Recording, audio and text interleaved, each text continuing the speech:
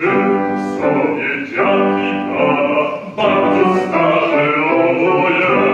Ona kaszląca spała, a skurczony we dwoje.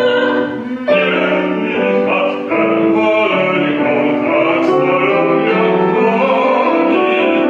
Jedno miała okienko i jeden wchód do niej. Żyli bardzo szczęśliwie, spokojnie jak wygięcie.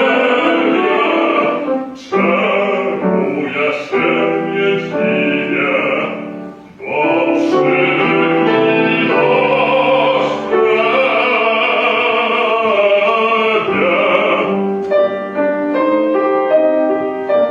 Tylko smutno im było,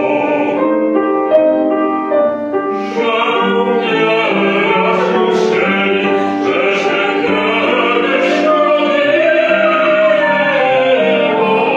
Długie życie rozdzieli.